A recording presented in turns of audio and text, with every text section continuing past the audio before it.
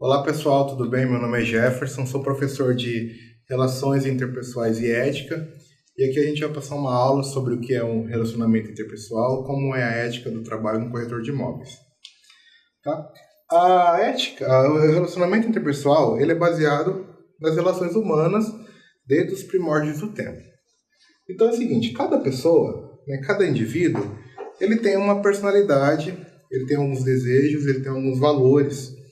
Então, nenhum ser humano é igual ao outro. A partir do momento que eu entendo isso, eu consigo me relacionar com esse ser humano, eu consigo estabelecer ali uma comunicação social, ok?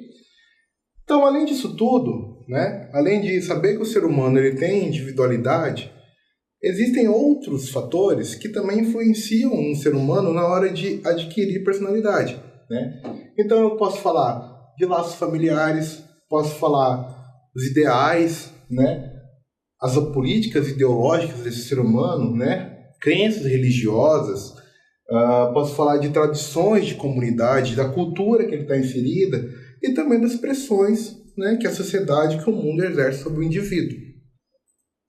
Então, entendendo isso, eu sei também que o ser humano, além de tudo isso, ele ainda sofre hoje em dia uma pressão do mundo em relação à tecnologia. Ou seja, é muito mais fácil me relacionar com pessoas distantes de mim. Então eu tenho muito mais acesso hoje a culturas que antigamente eu não tinha. Hoje é um clique, você pode conversar com uma pessoa do outro lado do mundo e compartilhar com esse ser humano informações. E isso faz a gente, então, quebrar uma barreira, até então, não digo nem cultural, mas uma barreira de espaço e acesso a outra cultura, ok? Sabendo disso, que hoje em dia é tudo mais dinâmico, as grandes empresas, elas estão antenadas nisso, então elas procuram hoje em dia para profissionais que sejam capazes de acompanhar toda essa evolução e de interação e relação humana. Tá? Então é muito importante a gente saber disso hoje em dia, que as empresas elas buscam isso numa pessoa para poder contratar e também na pessoa para ela poder entender como é que ela vai poder se relacionar com o outro. Uma vez que quando a gente se relaciona, a gente está subsequente a algumas adversidades que podem ocorrer, como em toda relação humana, ok? Então, já sei que uma verdade do mundo é que nenhum ser humano é igual ao outro, ok? Então é o seguinte, eu tenho um exemplo, até mesmo gêmeos, univitelinos, aqueles que foram no mesmo útero, na mesma placenta, quando eles nascem, eles, apesar de eles terem características físicas idênticas, você já consegue notar, ali comportamentos diferentes. Então, eles vão ter personalidade diferente, o modo de agir vai ser diferente, isso só para comprovar, tá? Que mesmo tendo a mesma criação, os valores podem ser diferentes, a personalidade pode ser diferente, tudo bem? E apesar de toda a diferença do ser humano que a gente compartilha uma coisa muito bacana que é incomum em todo ser humano, que é o seguinte, a capacidade de se relacionar. Tá? O ser humano, ele consegue se comunicar da forma de que eu emito uma mensagem e essa mensagem ela é entendida. Mesmo assim que haja o não relacionamento entre o ser humano, é necessário que para que eu tenha uma relação com um ser humano, ou seja, para que eu tenha uma relação, na verdade, precisa existir duas pessoas, tá? O eu e o outro. A partir do momento que eu tenho o eu e o outro, eu tenho ali, então, estabelecido uma relação humana, tá? E elas podem se estruturar de diversas formas, tá? O meu dia a dia, o nosso dia a dia, ele é formado por relacionamento. Então, a partir do momento que eu acordo ao momento que eu vou dormir, naquele dia, eu me relacionei de várias formas e sobre de vários temas com várias pessoas diferentes. No meu trabalho, eu me relacionei, na minha vida pessoal, na minha vida social, no meu ciclo de amizade. Então, eu fiz diversas interações ali. Então, isso que é o bacana do ser humano. Mesmo que a gente, né, tenha esse tipo de relacionamento, né, a gente consiga se relacionar, justamente por ter esse tipo de relacionamento, a gente está suscetível, né, a um grande fatores de risco, que são os fatores de ruído em comunicação, porque se tem uma coisa que a gente sabe, é que não tem uma equação para se estabelecer uma relação, tá? Cada relação ela se comporta de algum jeito. E isso é um processo de alta complexidade, porque envolve duas pessoas com características diferentes, com características psicológicas diferentes, tá? Com vários estilos, assim, eu diria com histórias de vida se relacionando, certo? Então, assim, tem que existir umas duas pessoas para se relacionar, mas quando eu me relaciono, eu estou ali suscetível a alguns fatores. E isso faz o seguinte, que mesmo que exista ali um relacionamento, muitas vezes vai haver divergências, né? E essas divergências são o que a gente vai gastar muita energia para poder contrapor, tá bom? E é previsível também de saber que os conflitos eles ocorrem pelos seguintes motivos também, tá? Conflito de crença, conflito de costumes, valores, pois qualquer tipo de relacionamento certamente está ligado a características diferentes do indivíduo, ou seja, do outro, tá?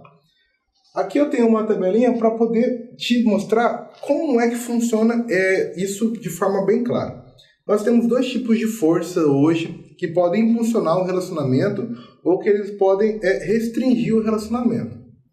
Tá? Então, o que eu chamo de relacionamento que impulsiona? Tá? São relacionamentos onde eu consigo ter empatia, motivação, iniciativa, competência e apoio. Quando eu consigo estabelecer um relacionamento, eu consigo extrair desse relacionamento, ou, por exemplo, a empatia, ela vai fazer o quê? Vai ser uma relação de impulsionar, vai ser uma relação para cima. E isso, ela reflete automaticamente no seu ambiente de trabalho.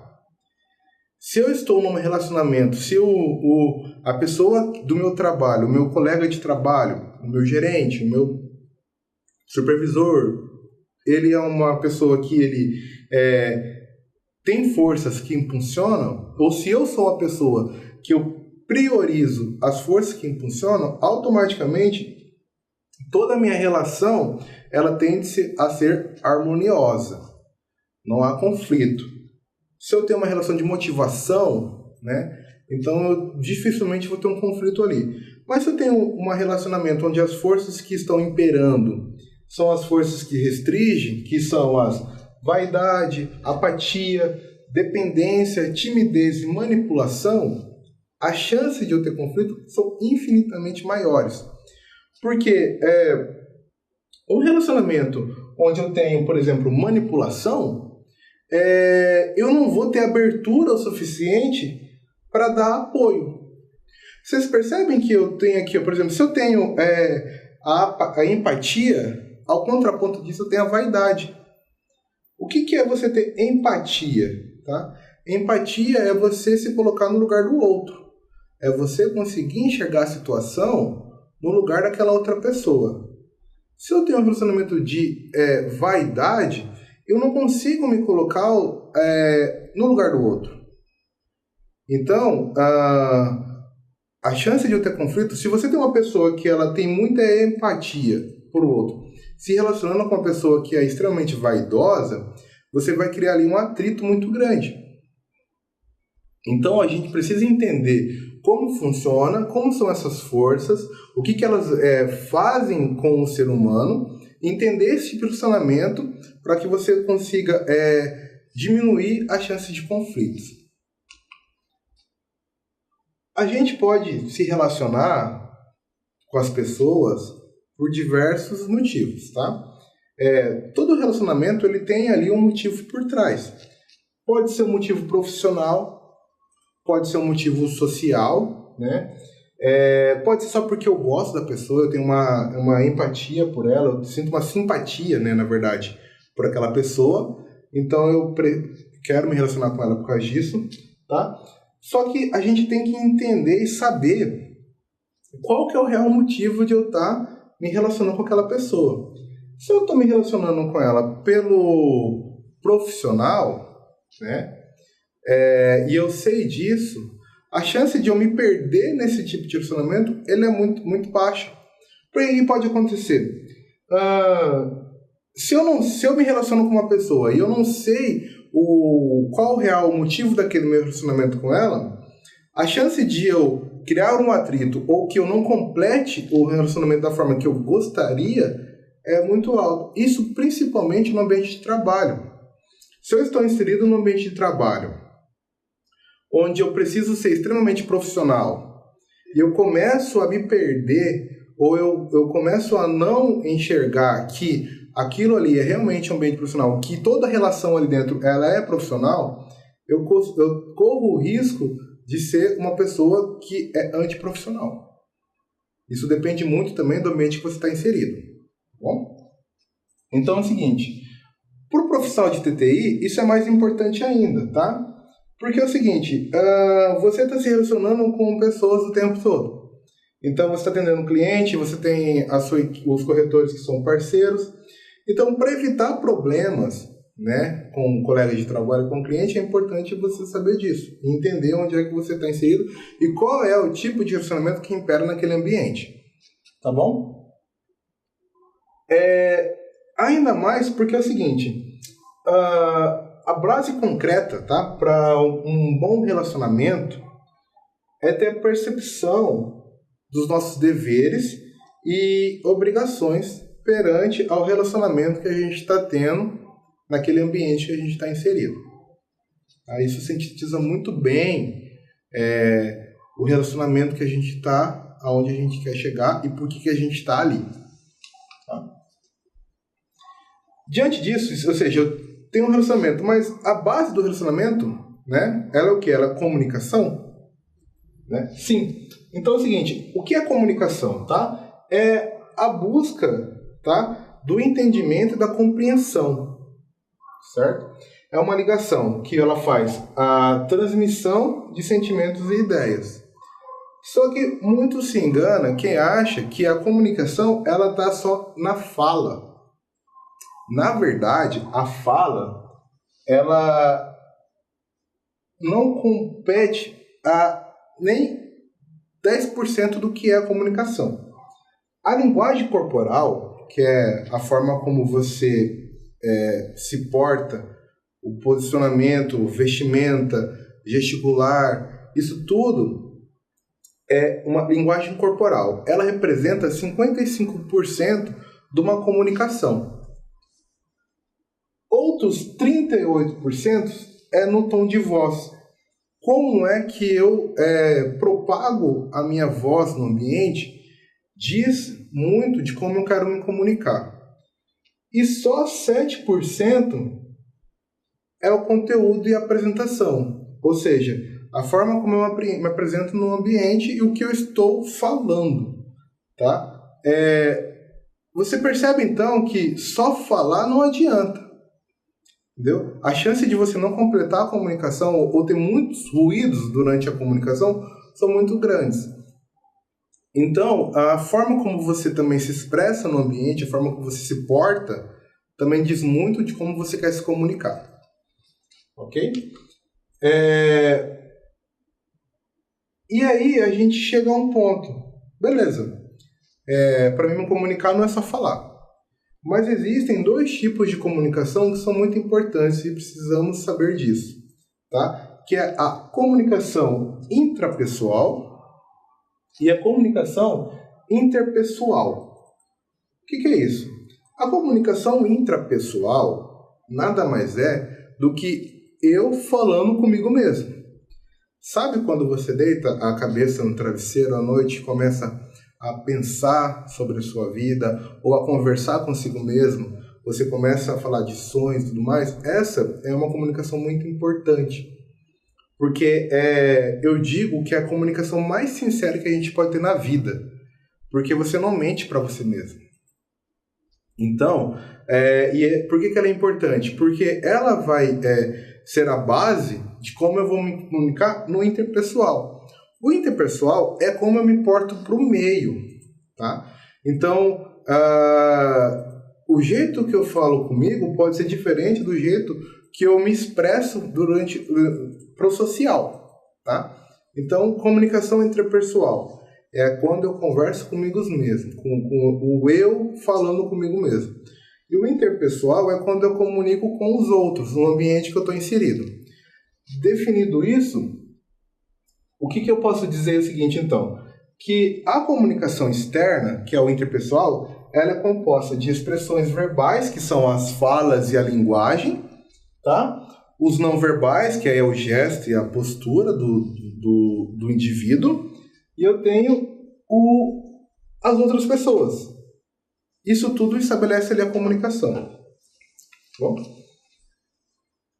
Então, tudo bem, temos que falar, temos que comunicar. Mas, para o profissional de TTI, será que é importante só falar? Então é o seguinte, isso é um erro. Cometemos um grande engano quando associamos a comunicação apenas com a ação de falar, tá? O que acontece? O saber ouvir, ele é mais importante. Por quê? E não é apenas o ouvir, tá? É o ouvir para compreender. Um profissional de TTI, isso é muito mais importante. Por quê? Quando o cliente está conversando com você e ele está falando do que ele precisa, ele está te dando informações extremamente ricas. Ou seja, saber ouvir aquele cliente naquele momento é de extrema importância. E isso é uma característica de um bom vendedor. Todo vendedor que consegue ouvir mais do que falar, e falar apenas o que é necessário, ele tem de ser o seu melhor profissional.